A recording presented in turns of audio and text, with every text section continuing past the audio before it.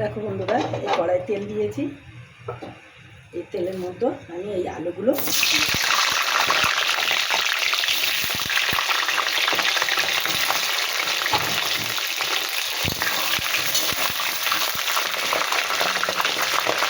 এর মধ্যে হলুদ আর লবণ দেবো। হলুদ দিলাম, লবণ দিলাম।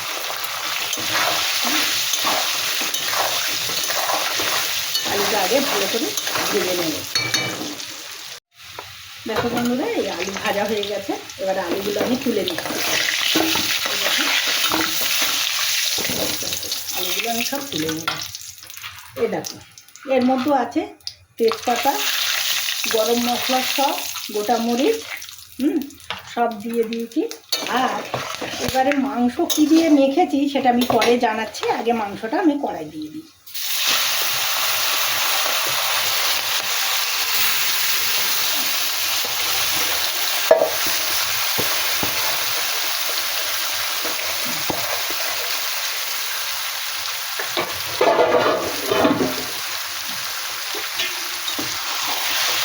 এই মাংসের মধ্যে আদা রসুন পেঁয়াজ তো দিয়েছি, এছাড়া দিয়েছি একটু টমেটো দিয়েছি, তারপরে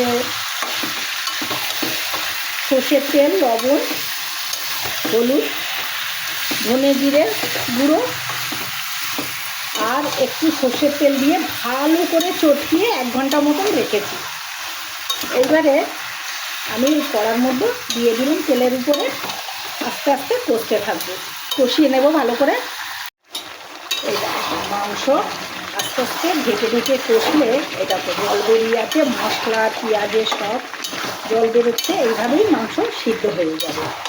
এছাড়া আমি মাংসে গরম জল দেব। হ্যাঁ, দারুণ খেতে হবে। এইভাবে মাংস রান্না করলে তোমরা একবার করে দেখো, দারুণ দারুণ হয়। এটাকে মাংস আলু দিয়ে দিলাম। এইবারে অল্প একটু ঢেকে দেবো, ঢেকে দিলে আমার হয়ে যাবে। দেখো বন্ধুরা, আমার রেসিপি কমপ্লিট। মাংস কষা করেছি, গ্যাস বন্ধ করে দিলাম।